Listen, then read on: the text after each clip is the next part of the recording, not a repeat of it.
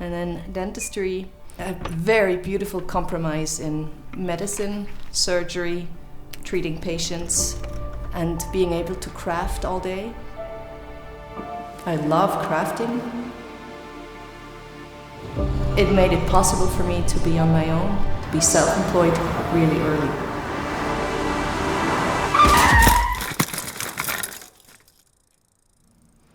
Hi, my name is Stefanie Hirt. I am from Bern, Switzerland, born and raised in Bern. I have my own dental practice in Schwarzenburg, which is about 20 kilometers away from Bern. So I practice out in the country. And I have my emphasis on restorative dentistry. Even though I'm a general practitioner, I do everything except implants and ortho. I spent a lot of time in the mountains where my parents have a little house. So I spent almost all my winters and teenager times skiing and snowboarding. We were a family of 4, we still are. And my dad, he was a medical doctor. My mother used to be a musician, violist and violinist. And I also have a little brother. He's not so little anymore, so he's taller, but he's 4 years younger. I grew up in a house where there was always music. My dad, he plays the violin and the viola. My brother plays the cello. So when I was 3 years old, I got on the nerves of my mother and forced her into buying me this very small violin. I guess my choice of profession and hobbies are a direct reflection of where my parents are from. I always had a lot of interest for natural science. To me, it was always very clear that I wanted to become a doctor. I never wanted to be a dentist, though. When I was 20 years old, I had to make up my mind if I wanted to go into medicine or into music. So I decided to keep my hobby as a hobby and play what I want, not what I need, and go the way of medicine. My original goal was to be a neurosurgeon, so operating on brains. And I finished the 3rd year of medical school, and then I decided to change into dental school. I would have to choose a direction in medicine which would make it possible for me to have my own office. That would have meant that I will need to be an ear doctor, dermatologist, whatever. And to me this was not satisfying because I always wanted to work with my hands. So I had to rethink everything. And then dentistry presented itself as a very beautiful compromise in medicine, surgery, treating patients, and being able to craft all day. I love crafting, and it made it possible for me to be on my own, to be self-employed really early. The first feeling you have when you're finished with dental school is like, dental school was hard and it was tough, and I was very happy I was finished at some point. My first job actually was a small office in the country. I didn't stay there for very long because I pretty much immediately got pregnant.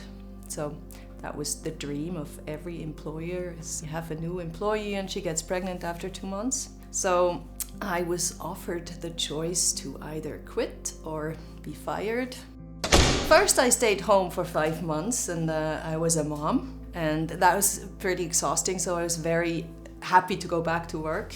And I started a job in a clinic. It was like a center for dental medicine, and there we had a lot of colleagues working with us. There were about 10 dentists, lots of assistants, dental hygienists, and so I had lots of chances to exchange experience and get advice and talk through cases. And I've worked there for almost 5 years. And that was a very good job to actually develop more skills and awareness of my work. At some point, there was a different boss, and I constantly had confrontations with my boss because I worked in a way that didn't maybe raise this much money. Also, I got restricted in the choice of instruments and materials, and it made me realize that it's probably me having a problem with authority. And when my second daughter was born, I started looking into finding an office to take over. I came here to Schwarzenburg one morning with my 1.5 months old daughter. You know, in the bag I had the daughter. And he was a really old dentist. He was 72 years old. I looked at the office, and to me it was kind of clear that's the office I want to have. Maybe you know the feeling, you step into a room, you know you want it. You feel comfortable.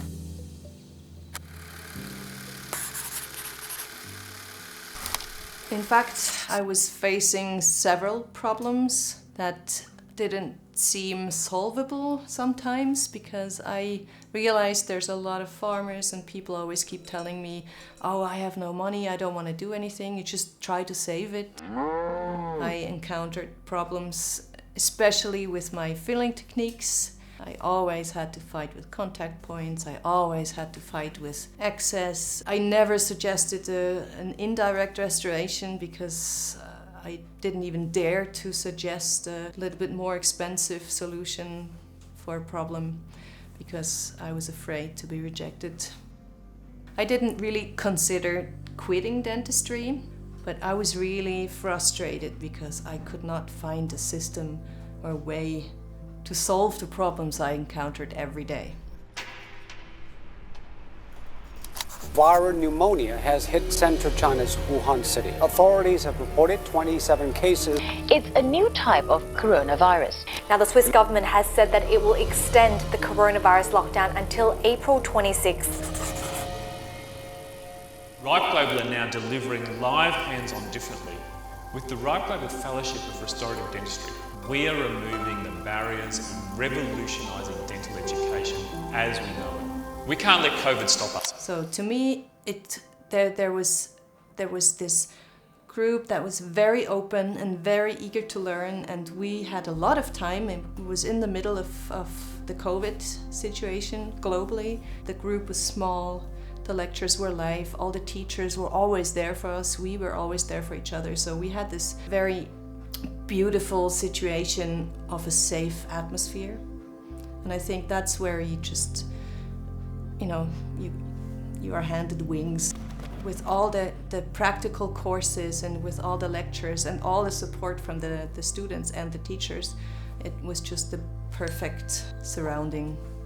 Stefanie just showed such great courage. So she was one of the first dentists in one of our programs to call us and go, hey, I can't do this. I think I'm going to quit. It's too hard. And then, you know, we'd talk her off the ledge, and then look where she's gone. You know, from single teeth, big fillings, just to rehabs everywhere. I mean, that's what we love to see, is someone change their life, change their career. Stefanie brought this genuine openness that was so real, and it just made it feel safe. It made it feel like we could bring our mistakes to each other and not have any judgment. I think to the teachers, I had the role of the complaining, and I'm not going to say the word because it's going to be edited, the bitching student. For those who haven't seen Stefanie's cosmetic work, that actually is an improvement.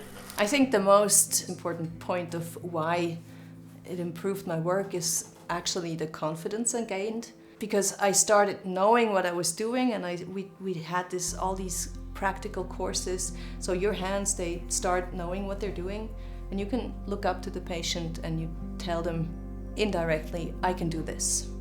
Because I know how to do it, because I just had a whole weekend of a hands-on course here in my office, and I just prepped 25 crowns, which is about 3 times more than I did in my whole life. But I can do this, so if you need a crown, it's a crown. I also started to do full mouth rehabilitations, which are very exhausting, and I hope I'm not gonna have to do 20. I'm still happy about the little things, so if I do 1 crown, if I know how to do a smile design, and I think one of the most important things is the communication with the patients.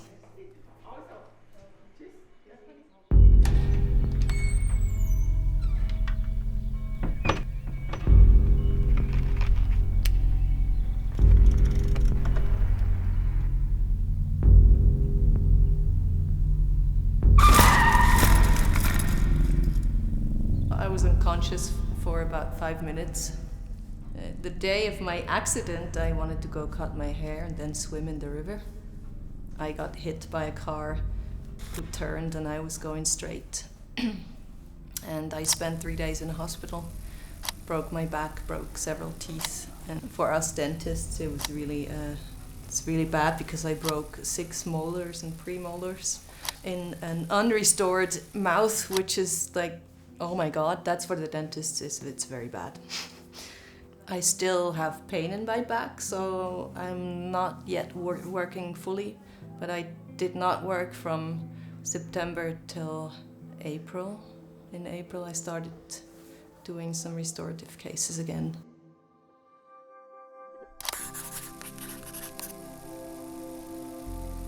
It's that testament to the commitment that she had in, not just inspiring excellence in herself, but inspiring that in others and wanting others to be better clinicians. That's Stefanie.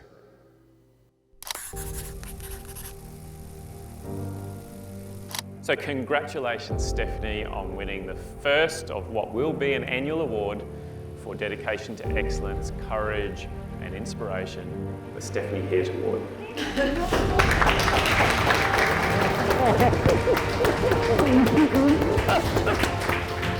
For exemplary commitment and sacrifice in the pursuit of excellence.